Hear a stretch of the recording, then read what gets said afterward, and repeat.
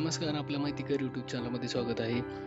आज आपण बघणार आहोत की सध्या म्हाडाच्या कुठल्या स्कीम लाईव्ह अवेलेबल आहेत किंवा कुठं आपण ॲप्लिकेशन करू शकतो.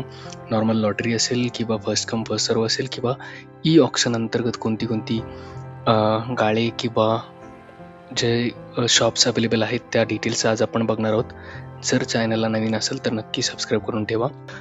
पहिले तर आपण बघणार आहोत की जी नॉर्मल लॉटरी आहे त्या कोणत्या सध्या लाईव्ह आहेत. एक तर मुंबई मंडळासाठी आहे आणि दुसरी पुणे मंडळाची आहे. मुंबई मंडळामध्ये जर आपण बघितलं तर 2640 घरं आहे जी लॉटरीमध्ये आहेत.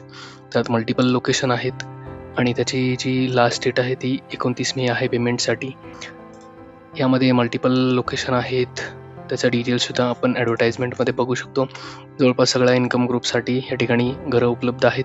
त्याच्या डिटेल्स म्हाडाच्या ऑफिशियल वेबसाईटवर अवेलेबल आहे, housing.mahada.gov.in. तिथे तुम्ही ते चेक करू शकता.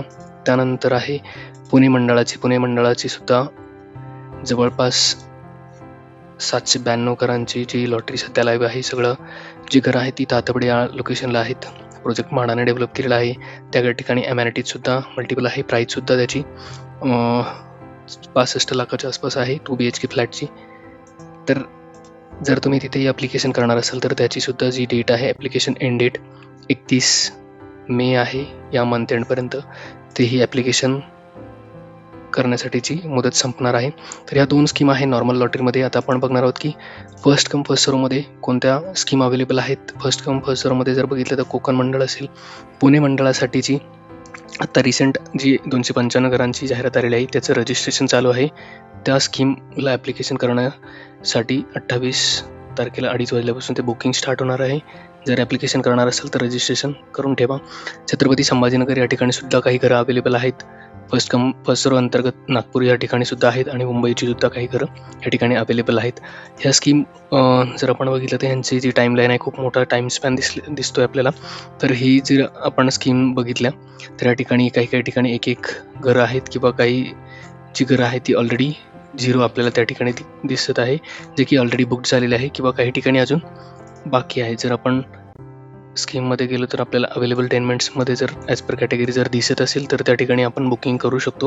ह्या सगळ्या ज्या काही स्कीम आपल्याला दिसत आहे या ठिकाणी लाईव्ह, त्या ठिकाणी जर आपल्याला स्कीम अवेलेबल दिसत असतील तर त्या सगळ्या स्कीमला आपण ॲप्लिकेशन करू शकतो. ज्या ठिकाणी जर आपल्याला 0 दिसत असेल तर त्या ठिकाणच्या जे टेनमेंट्स आहेत ती ऑलरेडी बुकड आहेत आणि ज्या ठिकाणी आपल्याला व्हॅल्यू दिसत असेल तर त्या स्कीमला आपण ॲप्लिकेशन करू शकतो. पुण्याच्या स्कीम 28 तारखेला ॲप्लिकेशन स्टार्ट होते. त्यानंतर आहे ई ऑक्शनच्या जर आपण बघितलं तर रिसेंटली पुण्यामध्ये पिंपरी वाकेरी, संत तुकाराम नगर या ठिकाणी काही शॉप्स ची जाहिरात आलेली आहे.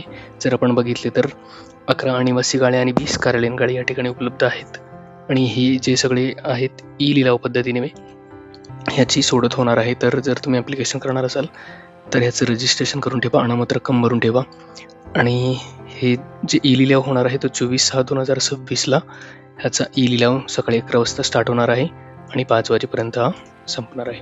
तर अशा ह्या सगळ्या नॉर्मल लॉटरी असेल किंवा फर्स्ट कम फर्स्ट सर्व असेल किंवा ज्या अनिवासी गाळे असतील किंवा कारणगडी, ह्या इतक्या साऱ्या स्कीम सध्या लाईव्ह आहेत. जर तुम्ही डिटेल माहिती हवी असेल किंवा जर स्कीमबद्दल माहिती असेल तर नक्की कमेंटमध्ये मेन्शन करा आणि चॅनलला सबस्क्राईब करा. थँक्यू.